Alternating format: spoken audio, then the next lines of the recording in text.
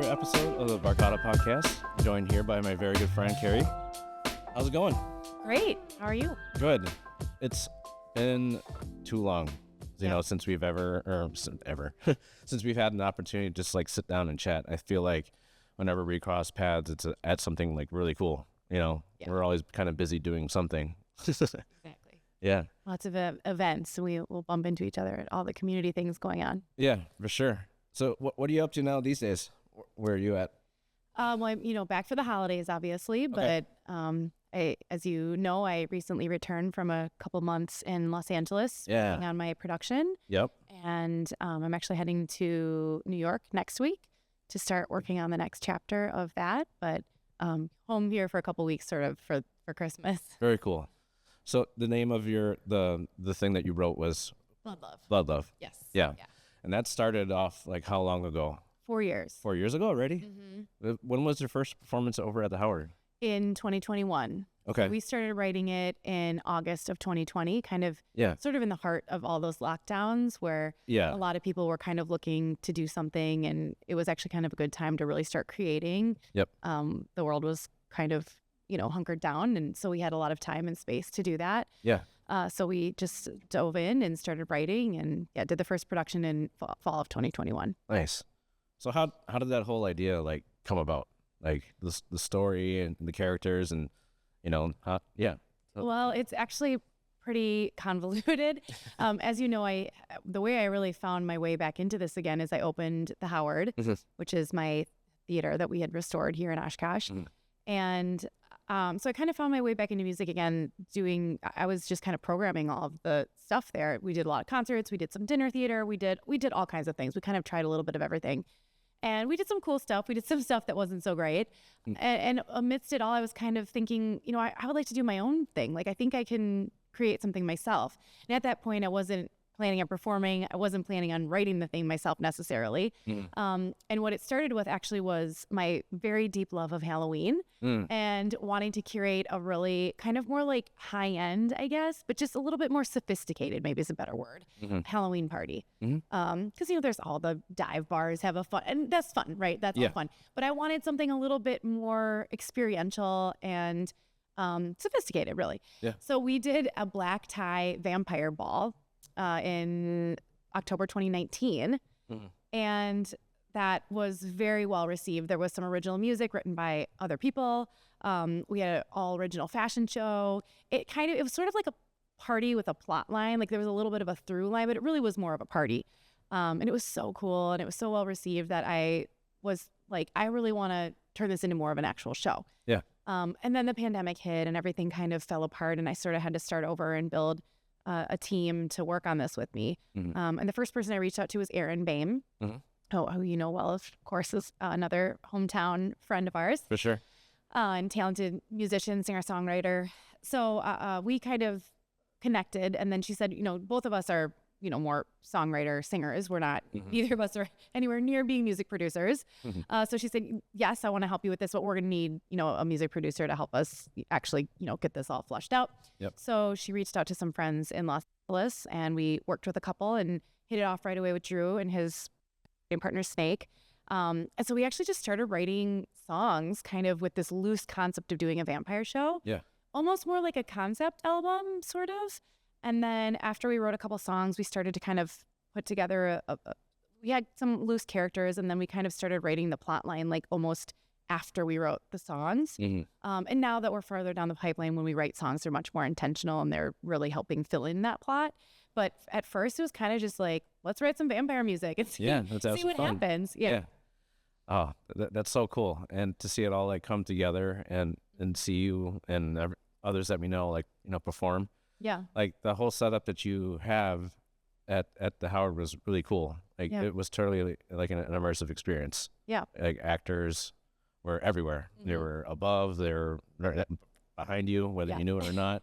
Yeah. It was such a cool setting. I love that. Yeah. And the Howard actually was a really great place for it, of course. And I wish I could just pick it up and plunk it in a bigger market, because it's hard. We did 2 or 3 shows when we do it here, but it's really hard for us to do a longer run in such a small town. There's just not enough people to come travel here and buy tickets and such for a longer, 6 to 8 week run. Yeah. So that's why we went to Los Angeles, but we did a really immersive version of it there. Yeah. And now actually we're going to take it to New York, and we're actually going to do a more traditional theater version of it. We're going to make it a little less immersive, a little bit more in a traditional theater setting. I think that's the cool part of this kind of production is that you do have the flexibility of adapting to like different venues. Exactly. Yeah. And what an experience to do it out in LA and then now to do it out in New York, Yeah. So New York is happening next year? So I'm still putting together the pieces of it. Okay. We already have some major players lined up, but one of the main things we need to do, and I'm heading out there next week to start working on this, is secure our venue and our dates. Okay. And I think we're actually going to push it off to early 2026. Yeah. And move it out of the Halloween season. Okay. Because of course it works well with Halloween. It's not really a Halloween show. It's a vampire thing. Sure. And so we actually kind of want to try having it not paired with Halloween. That in LA, it kind of worked in some ways. It kind of was challenging in some ways. So we just kind of want to try doing it a little differently this time. And we had done like a little showcase version of it in New York in this past January, and it was magical. It was really, really neat to do it in that winter season. And I think there's something romantic about the winter in any city, really, but in New York, it was really neat. And so we're going to try to do it more like February, March of 2026. Gives me a little more breathing room because it's a lot of work to put these productions together. And you think that 2026 is far away, but time.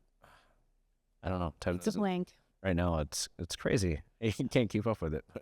It's a blank, and there is a ton of work that goes into a production of this level. And every time we do a new production, the production value just gets more intense, honestly. And there's just so many moving parts to do. I mean, because you are a musician and a performer, and it just when you do these live shows, there's just so much that goes into it because you're doing it live. So everything has to be so perfectly thought of ahead of time to make it all come together. And obviously we rehearse for weeks on end, like, 12, 16 hours a day sometimes. Like we have these really long days to get ready to do these shows. So it's a lot of work. So even getting to that point is a ton of work. Yeah. So when you did between the first performance at the Howard and the second performance at the Howard, were there a lot of adjustments and stuff made between the versions that were performed? So the first version was only 13 songs. Okay. We knew that it was only roughly half of the show. Okay.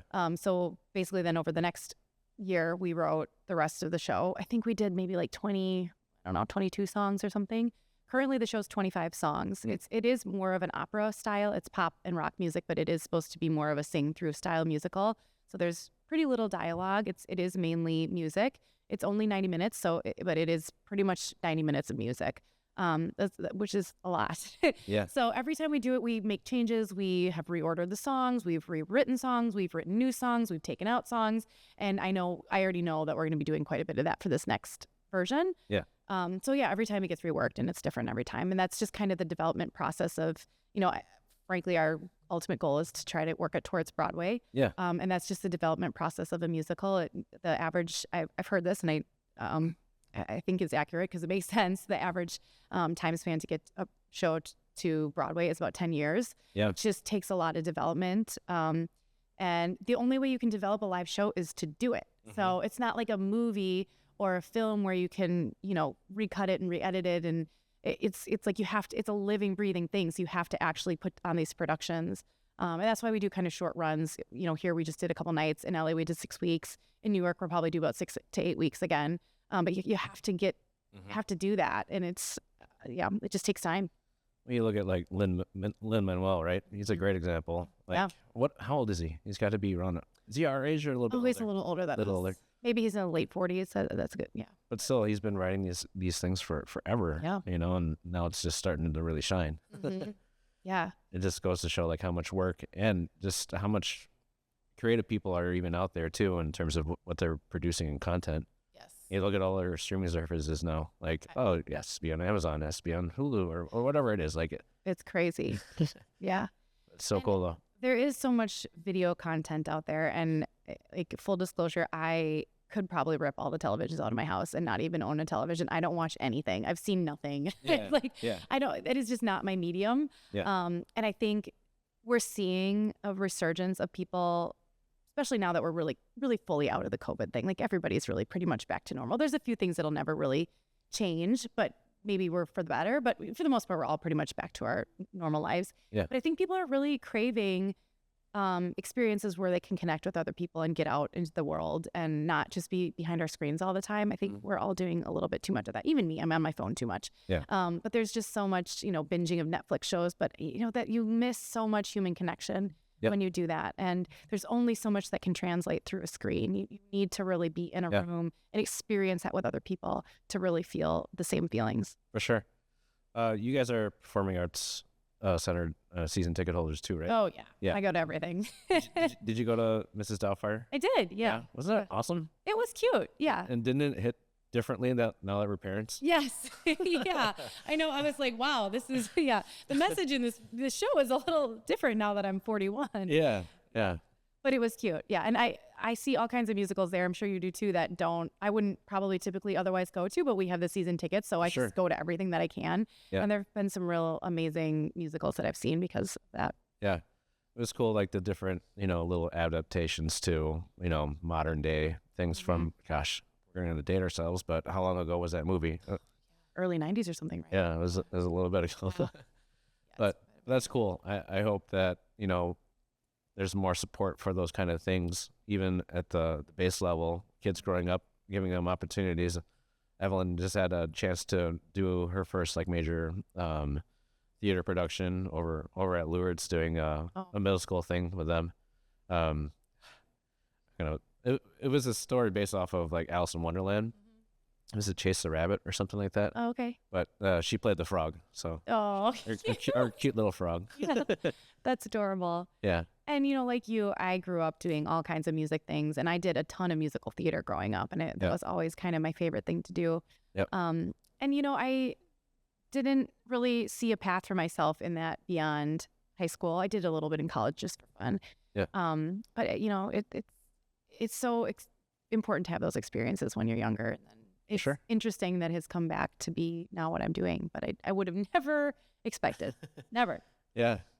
So let's go, since we haven't really talked about it, the Howard. Yep. That was such a major project for you guys and for the city, because that was very much a space that should have been saved, and you guys did, and you guys did a remarkable job, restoring it to its beauty. Yeah. I just remember when first going in there, it's like, oh man, it's a cool space, but it was super run down. Yeah.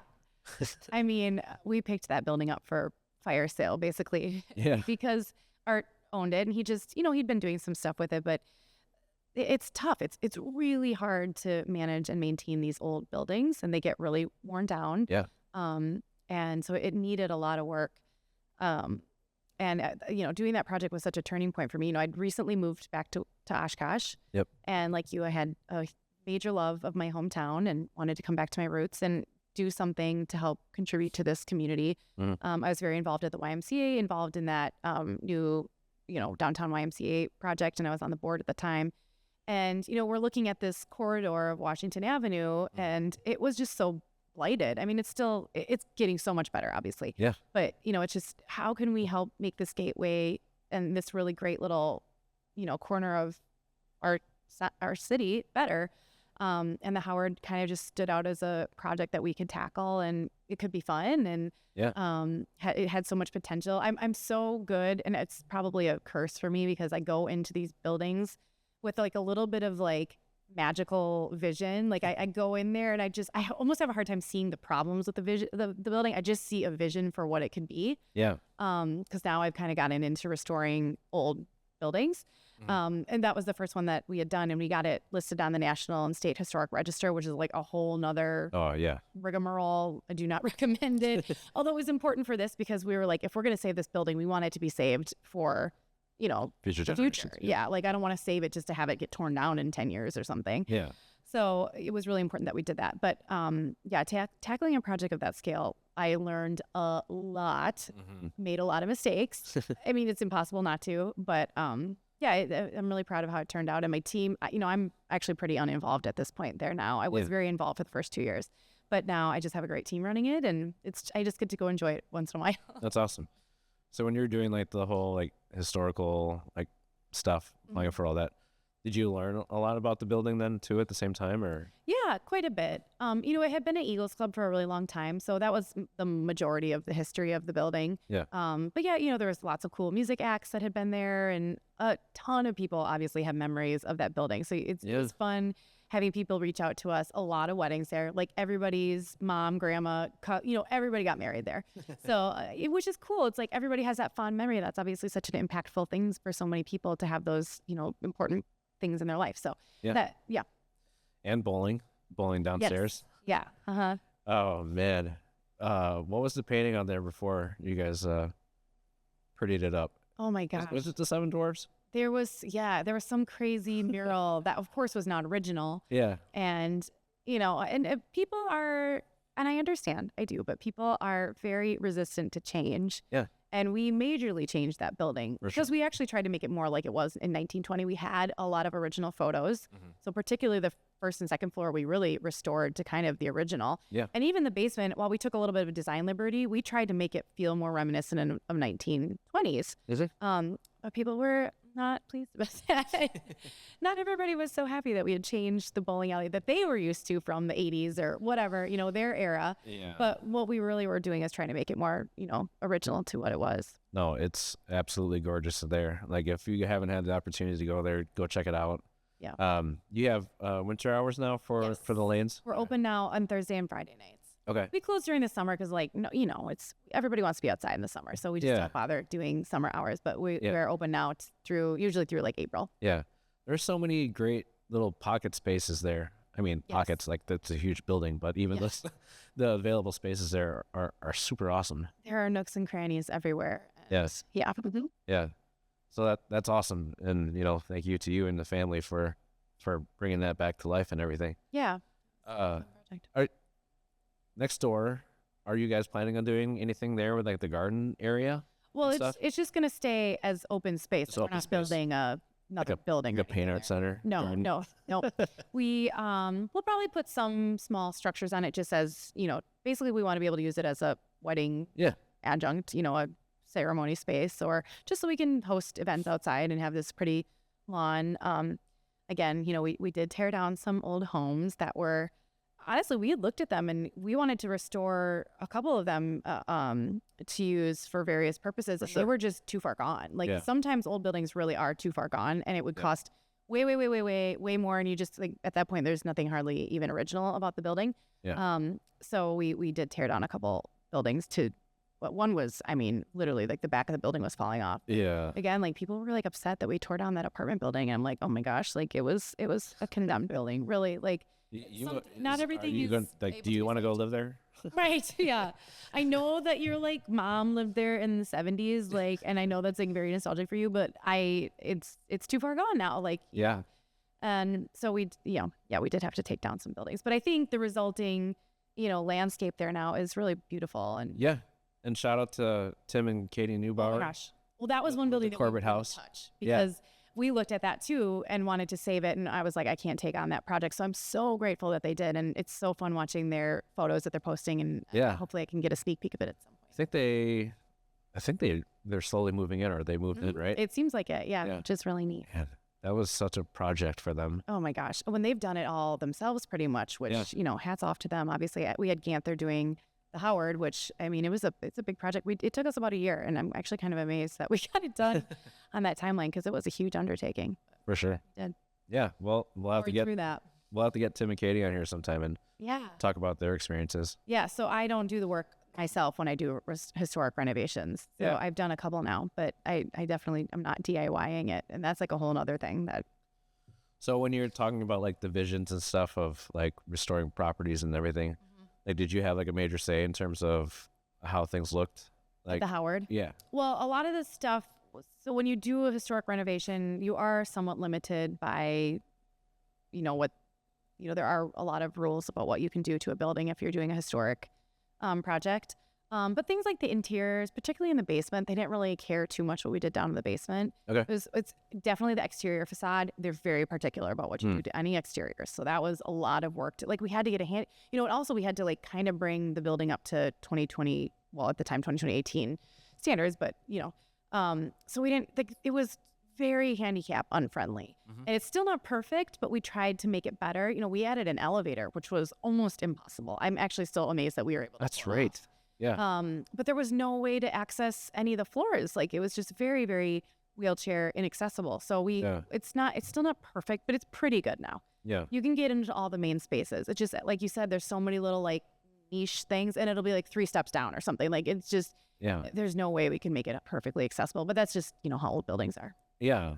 What do you remember what the date was when it was like built? 1927, I believe, was the year that it was like completed. Awesome. You gonna throw a big bash for? We should. Yeah. It's coming up. Yeah. I know. Again, it'll be here in a blink. Yeah. We're almost in 2025 now. So yeah, that'll be fun. Nice. So what else you got going on? Acting. Yes. You want to talk about acting a little bit? I'd love to. Yeah. That's so my non-historic renovation. Yeah. I did something new. There you go. Yeah. So how did that all come together for you? Well, so that's another kind of long story, but I, again, had moved back recently and, was looking at the educational landscape, and I was a proud Lourdes grad. I loved going to school there, but frankly, over the years, things have changed, and I, that school just didn't feel like a good fit for my family, for my kids. And I just wasn't really finding any options in the area that were quite what we were looking for. Yeah. I think that education in general is due for a major revolution, and it is coming. It is Sure. It is on the cusp, and it's already happening in a lot of places. I think, places like the Fox Valley in the Midwest are like a little slower to see a lot of that innovation, but it is certainly happening. So I kind of wanted to be on the cusp of that. And, so I looked around to see what other models are successful around the country. And I honestly just like kind of stumbled across Acton, just kind of Googling different schools around the country. And I really resonated with their philosophy. The shortest way for me to describe it kind of is like Montessori for the 21st century. Okay. Takes a lot of those core principles, but brings in technology and just the art of Socratic discussion. Just a bunch of things that kind of have modernized it. But they do at the core kind of have that principle of like independent learning and multi-age classrooms. It's all self-paced, mastery-based. We do a lot of project-based learning. So just a lot of cool concepts that are just different, and it has been successful. They're like 15 or 16 years in now, and there's lots of locations all over the country. Cool. So I was like, well, let's start one here, and so we did that. We, of course, had started this many, years prior. I think in 2017 or 2018, I got accepted to open a school. It's not a franchise school, but you have to be like an affiliate. Sure. To apply to be able to open an affiliate school. We're all independent, but you do kind of have to apply to be part of this network and call yourself an Acton. And then just by chance, with all things happened with, COVID, we were slated to open in fall of 2020. Yes. And we did. Yeah. And it honestly was kind of a blessing because we were so small at the time that we had no issues, and we successfully opened that year, and then have been growing steadily and actually much quicker than we anticipated ever since. So because of that, we are already at capacity at our current location. So a little over a year ago, I went to Ganther again because we've worked together quite a bit. And I said, hey, I need you to build me a school on this property that we have down the street.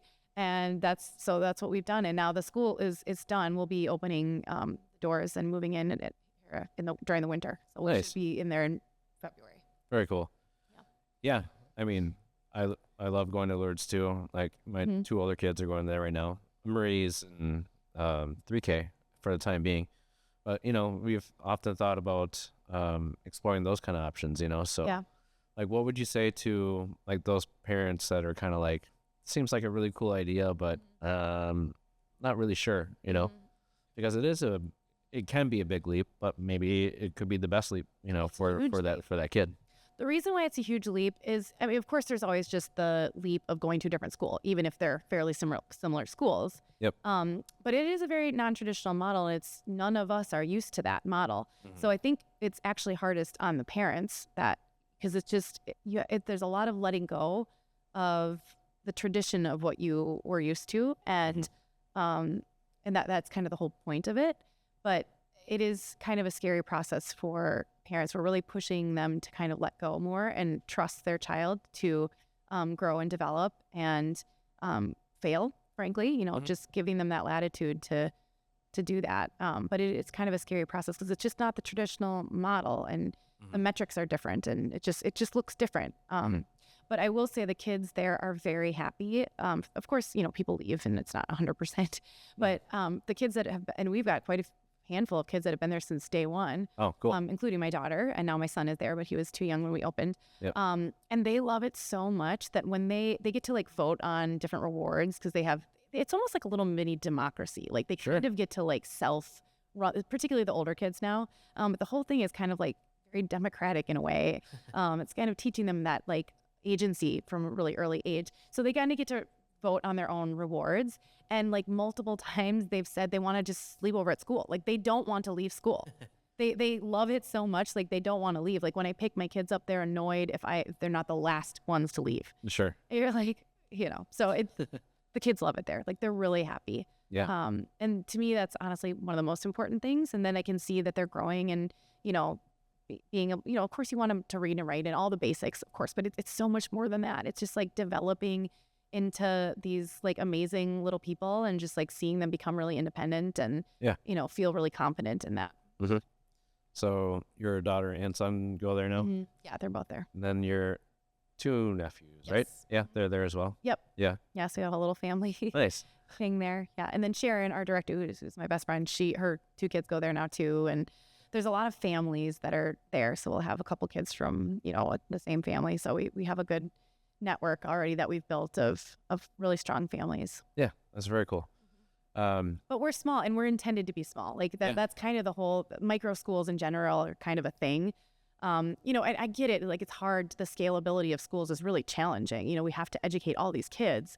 So what happens is we put them in bigger and bigger buildings with more and more kids. Well, there's a lot of problems that come along with that just by the nature of like being with way too many people of that age, that are young people and still making a lot of mistakes. And so the nature of the school is intended to be small. So we're already at our maximum capacity in our current space. So that is why we had to move into a larger building, because it's just, we need the studios that are multi-age are about 30 students each. Oh, cool. And that'll be like, so for like the Discovery Studio, which is kind of like upper elementary, it's kind of like 3rd, 4th, 5th graders roughly. Yeah. There's only 30 of those kids. Okay.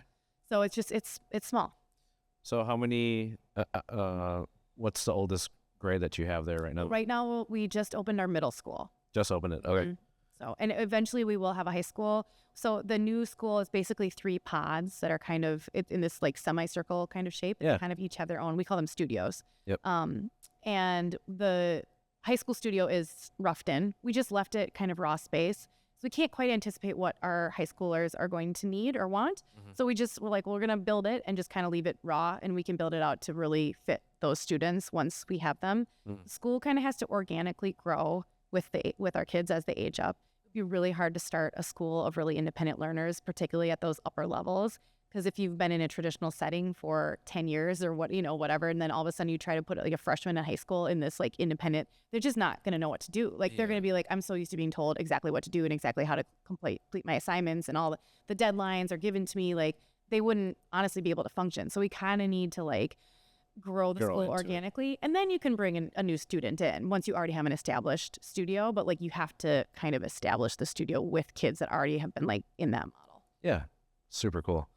So with the space, was it something that you created on your own, or is it something like with some advice from Acton, like, oh, we're looking at doing this, like, what would you guys suggest? Well, we didn't get any advice from Acton, like the network. I hired Ganther, and they have a really fantastic architect on their team, Andy, love him, who has done some school projects, and he was just so passionate about this. It was really exciting to work with him. And I had just given him the directive, and I didn't want to give him too much because he's the expert here. I'm not an architect. I just gave him the concept that I kind of wanted it to be sort of a courtyard, because I wanted that protected inner space sort of, and I wanted it to be a courtyard. And in my head, I was kind of thinking, honestly, Lourdes, because it was so great that we had that like courtyard in the middle, but it was a square. Yeah. And he came up with this like semicircle design, and it's so cool. And I wouldn't have come up with that. So he really drove the design on that. And of course we worked together and I made changes and just modified it to fit exactly what we needed. But he really drove the design on that for sure. Yeah. What? Excuse me. Yeah, we ended up driving past the property. It was awesome. Yeah. And once we take a tour. Yes. It is a school, so it is a commercial building, but we wanted it to feel really warm and homey and almost like, particularly our location now just feels very homey. Yeah. And this is a little bit bigger building and it's a brand new facility. So it does feel like a little bit more commercial, but it just feels very warm. And yeah, it doesn't feel like a traditional school. Yeah. Sure. And I didn't realize like the visibility from the highway too, and accessibility too. Like, Yeah, it's really pretty handy. It's tucked in there a little bit, but that's kind of nice. Yeah. But it's not too far away from 41, really. Right. And Sharon would know the statistics. I don't at the moment, but I would bet we have almost half of our families from like Neenah or surrounding areas. Oh, nice. Because we are really right on the cusp of like Neenah and Oshkosh. And we did that again intentionally so we could pull from both communities. So we have a lot of families from Neenah. Are there some, including me now? Yeah. I moved to Neenah. That's right. Yeah. Are there any other, excuse me, Montessori schools in the area? There's a couple in Appleton that are smaller. Appleton has a public Montessori school. Really? Which is cool. And I've heard really good things about my friend Shayna, who's a beautiful photographer. She has her kids going to the public Montessori and she's got great things to say about it. And I think but it is still, we get asked this a lot. We're a charter school. And I don't know if people fully understand that charter schools are public schools. So they do have to adhere in a lot of ways to, frankly, the confines of the public school system. Yep. So that is a public charter school, the Montessori. Okay. Yeah, I think it's just called like Appleton Montessori. But so it's great, but it is still driven by a lot of the public school bureaucracy, frankly, and we did not want to have to do that. So we are completely private school. Nice. We offer scholarships, and we want to make sure our school is open to anybody who wants to attend. But we are private. Okay. Nonprofit. So if someone's looking to kind of inquire, like, what's the best way for them to do that? Just hop out. Go on our website. Yeah. We actually have a bit of a funnel. It is kind of like a sales funnel, but I don't know. We have an application process. It's not because we filled it out. Great. Good. Yeah. Well, so you saw it. So it's not like that we want to make sure your kids are good enough for us or like that they're to some academic standard. It actually is that we want to make sure that you understand what we are and that you are kind of signing up for it. Like that you understand what you're getting into here. Like, and I say that because it is a leap for parents to let go and to kind of embrace this new model of, non-traditional school. So we really want parents to do the work to understand what we are and understand why we are doing what we're doing. And we want them to be fully on board with our philosophy. So it's actually more for the parents than for the students. And then part of that process is we do spend some time with we call them learners. Because we also have we don't call our teachers, we call them guides, and we call the students learners because we are trying to break down that authority, of just like the dynamic is very shifted. We really want the kids to have a lot of agency in this school. So we do have the kids do trial days and stuff to make sure that they also like it, just that be good, but it's not like an academic application, or it's not like what you think of like prestigious or pretentious private schools. So it's not like that at all. It's really like how getting to know the family and the student or the learner. That it's more get to know us and make sure that you like what we are offering. Really, it's really more. And then are we all going to be a good fit? Does this feel like this is going to work? Yeah. Because we're small, so we are, and we're full. Like we have a waiting list now for the younger grades. So we are intentional about who we bring into our community because it is a small community. So when we have people in there that are just not enjoying, it can be problematic, honestly. So we want to make sure that people are a good fit for what we are offering. Yeah. And that we are excited about it. Yeah. Well, that's awesome. Yeah. Neenah, no. Yeah. You made a nice purchase over there. How long have you lived there now? We moved in, I guess, a year ago. Yeah, about a year, a little over a year. Last Labor Day, a little over a year ago. Yeah. Right on. Yeah, you put a little bit of work in there too. Yes. You just like putting in work into the I love old buildings, and I gotta stop. I think I'm holding off for a while. I'm not doing any more historic renovations for a while. I'm done, because this one actually was the biggest challenge of the 3 that I've done. Oh, really? Oh yeah. It was a doozy. Okay. So, yeah, doing a residential property is challenging in a different way, but yeah. So, just trying to think. Are your parents still over where? Yep. Yep. Where Still you in grew their up? same, Yeah. yeah, still in the same house. When did It was my mom's 70th birthday yesterday. Oh, really? Yeah. Well, happy birthday, Mrs. Johnson. I will always call parents by their last names. There is It's no just, other way. It's you know. too weird. So speaking of David Schaefer, one of his relatives was throwing like a benefit upstairs at Algoma Club. Oh, up here. Yeah. Yeah. At Algoma Club, and in walks Mr. Schaefer. Like I haven't seen him for years, and I'm like, Mr. Schaefer, how's it going? And then someone was like, did you just call him Mr. Schaefer? Like I have, and I always will. It's like seeing your teachers out in the wild. It's like they are still going to be Mr. or Mrs. whatever for forever. Yeah. I get that. Yeah. So have you always lived in Oshkosh? My memory is. Well, I mean, I lived until I moved away for college. Okay. Yeah. When, I went to Madison for undergrad. Yep. And then I lived in Chicago for about 8 years. And then I lived in Brookfield for a little while because I worked at Children's Hospital of Wisconsin. Right on. 6 years. So we crossed paths 4th grade, was it? Well, you started playing violin when you were like in 1st grade, I think. So I knew you before we went to school? Yes, because we were little Suzuki violinists together. Yeah. Okay. You were so cute. You were the cutest. And now you've got your little mini-me with your son. So. Oh, yeah, Reg. Yeah. Yeah. They're getting into music themselves. I thought they would have followed the same path with violin. I think they wanted to, but I just never got them going with it. Well, I really strongly recommend if you're looking for a teacher, Randy is awesome. He's really, really fantastic. Yeah. Very happy. So are they housed, is that Suzuki program housed over at Acton It's too? housed in Appleton at a Okay. church up in Appleton. And I can't remember the name of the church, but it's like by Lawrence. But they come to us to do lessons Nice. with the Acton kids. So like actually after this, I'm going over to Acton because my kids both have back-to-back violin lessons. Oh, cool. Yeah. So they have an opportunity to kind of step away and do it during the day. That's awesome. That's We baked it into the day. So, and we do encourage parents to come during the lessons if they can. But like last week or 2 weeks ago, I couldn't make it. And so if you can't make it to lessons, they will do their lessons without you, which is a little different than when we were growing up. Like, because otherwise you just wouldn't be there. Yep. But they can do that. Yeah. And, it's good to have your parents there in the lessons because For sure. otherwise I never probably would have practiced. For sure.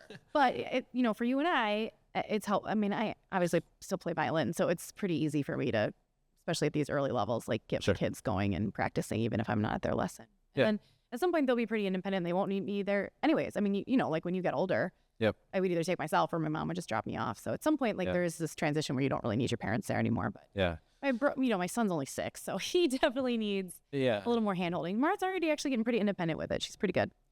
Let me tell you a funny story. I think it was middle school because I remember it was still over at the Nicolay house.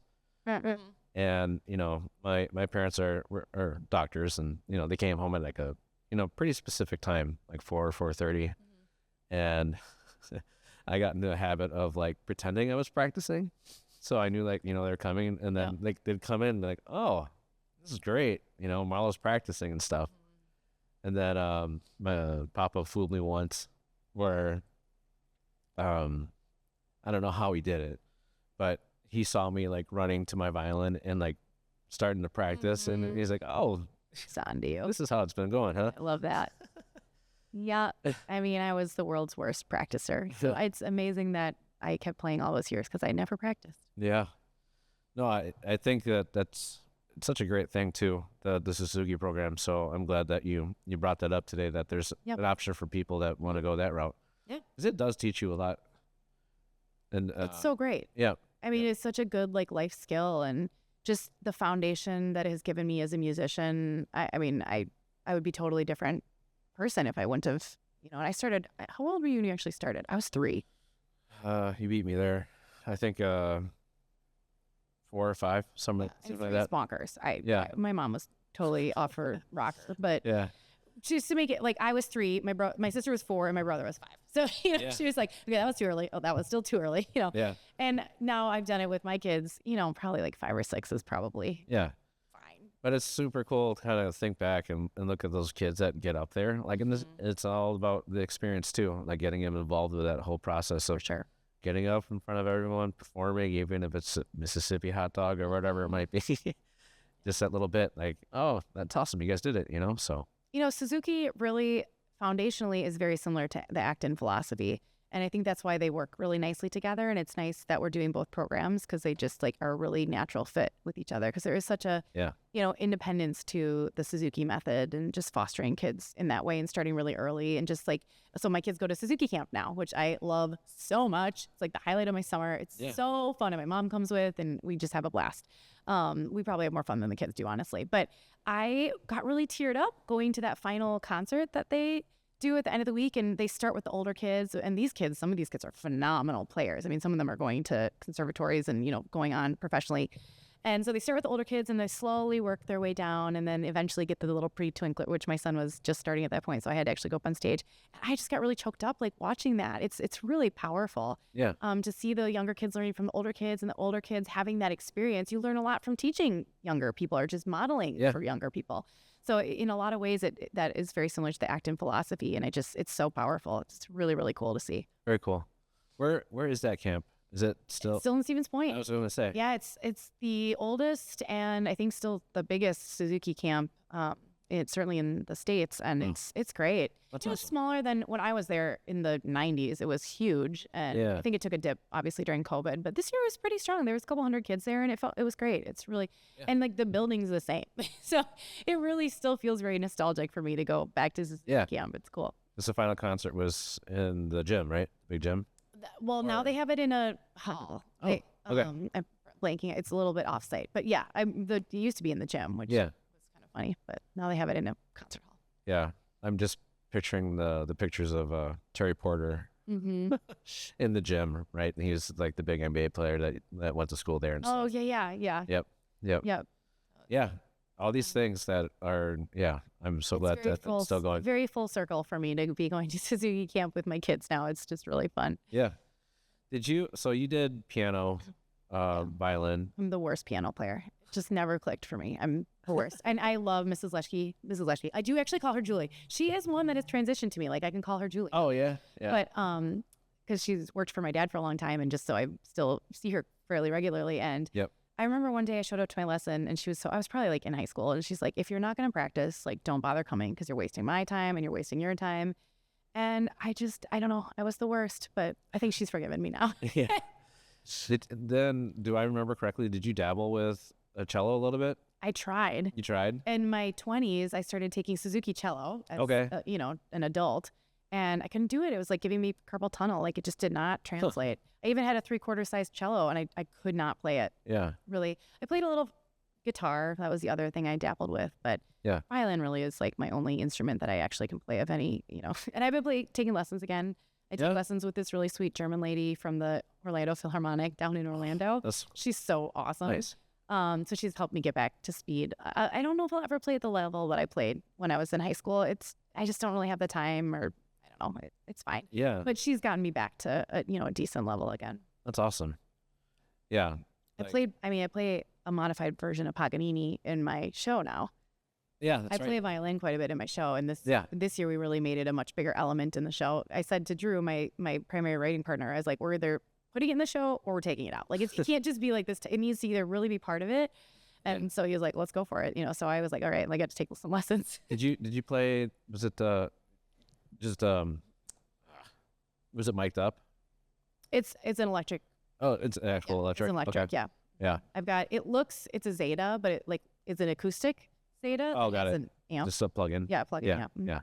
So I do have like a really cool purple, like electric looking one, but I wanted it to read as like as an actual acoustic violin. So I have this electric acoustic basically. Yep. And it's great because it sounds beautiful even when it's not plugged in. Yeah. So then I only need to bring one violin with me. Playing an electric, as you know, like playing an electric guitar, like they just don't sound good unless they're amplified. Yeah. So they're hard to practice with. You can't really. And the feel is way different. Yeah. So this really, it's just like a regular violin, but it's got an amp. It's great. Yeah. Nice. Yeah.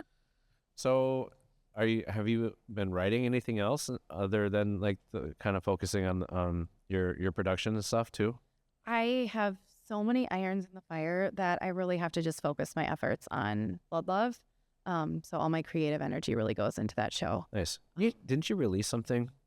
Before that, yeah. Just a single, just for fun. It was kind of a way. It's really strange. Like people that knew me as a younger person, like you, and I still have quite a few friends from my childhood and obviously my family. Yeah. They've always known me as a musician, but people that have known me, college and beyond, like my husband had never even really heard me sing before, like, so I almost kind of had like to reintroduce myself to the world as a singer, as a musician, and myself, frankly, because it'd been so long since I'd really performed, and I'd never really performed professionally. Yeah. So I kind of had to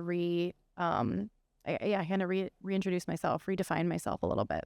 Yeah. And that has been a process over the last 4 years to like, I think I've finally, after this LA show, will consider myself a professional musician now. Like I am. There you go. I'm doing this professionally. This is my profession. Yeah. But it took a while for me to like feel like I was really part of that. Yeah.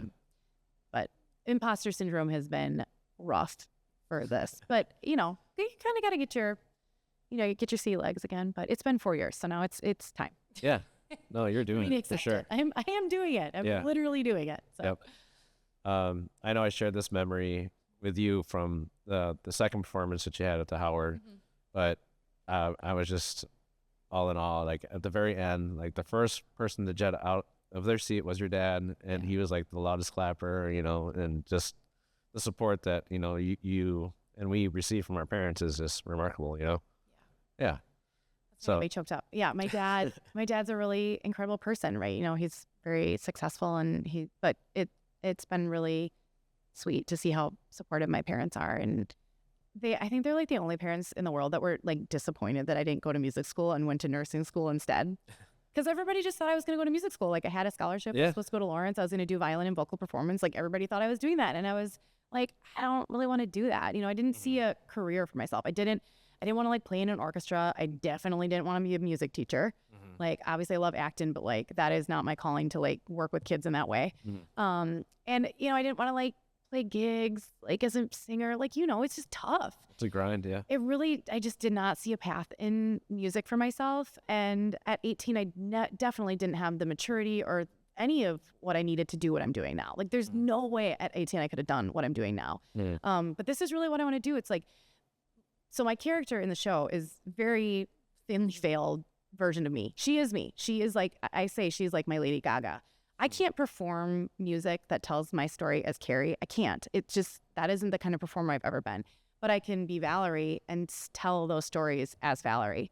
So like the music that we've written, a lot of it is incredibly personal to me, but I've shaped it in a way that works for the story, and I can sing it as Valerie. Nice. But it very much is like my, me being able to express myself artistically. Definitely. So it's just like a weird medium that I've chosen, theater. People don't usually do that, but it works for me because I can step out of Carey and I can be Valerie. Yeah. I love it. Yeah. Yeah. We were actually out in California around the same time that you were doing a production. I think Patricia might have she sent you a did, message. yeah. Like, we're so close, but yet so far. Yeah. No, it's... But hopefully, in the next time, well, when you get things together in 2026, that'd be quite the experience to go. Oh, for sure. Go see you, out there and everything. Yeah, I think New York's going to be better. LA was challenging. I learned a lot. I'm really glad I did it. I'm really proud of myself for doing it. We did 25 shows, which was the most I've ever done. Yeah. In 6 weeks, so it was quite a lot. We were supposed to do 40, and that would have been a pretty grueling schedule. And pretty quickly, we were like, "Oh my gosh, there's no way we can do this many shows." So we had to scale them back, which was the right decision for sure. Yeah. But so we did quite a few performances, and I made it through, no problem. I actually had a pretty major health scare right during Tech Week. So like 5 days before our opening night, I was in the hospital getting cardioverted because I had gone into arrhythmia, and I had to be cardioverted again, which is like not a fun thing to do. Yeah. But I was able to get back, and I performed that Thursday night. So I guess it was only a couple nights, but yeah. And then I made it through the whole run, which was kind of miraculous, but yeah, I did. So I'm proud of myself for doing that. It is, and that was kind of light. That was very light compared to what people on Broadway do. I mean, Broadway performers, unreal. Usually they don't do all 8 shows, but some of them do. But they do 8 shows a week. Yep. But usually the leads don't do all of those performances, but they often do. So yeah. That's like quite a marathon to be performing at that level for sure every night, basically. When we were talking about hard work and like the on Broadway and stuff, all I can think of right now is Mrs. Doubtfire like sweating through their mask. Yeah. I was just like, oh my gosh, like, that makes total sense. But Man. Yeah. It is that is a art form that takes a lot of discipline to perform at that level every night and basically pull off like a perfect performance every single time. Yeah. So it's tough, but it's fun. I really like the challenge. It really suits me. It's been fun to do that. So nice. Well, thanks for joining me. Like, it was super awesome to reconnect with you. It's really fun. Like, this is part of the reason why I wanted to, have this podcast, is because I have some cool friends. Yeah. And they're doing some really cool things, and I think their story should be shared, so. Yeah. This is a special place. There's a lot of special people here, and there's a reason why me and others have moved back home and spent a lot of time here, because it's just it's a wonderful place to grow up, and it's a wonderful place to continue to invest in. And I moved to Neenah, so I'm slightly further away now, but obviously Oshkosh will always be my home, and to me it's always been one big community. So yeah. Well, I think we need to collaborate on something for sure before our time's up. Yeah, we got some time. Let's find something fun to do together. Well, we got to do that for sure. Yeah. Awesome. Well, love you. Thanks for joining me here. You too. Thanks, Marlo. Yeah. And we'll talk soon. All right. Well, thanks for joining us here on an episode of the Arcata Podcast, and we'll catch you in the next one. Oh, that was fun.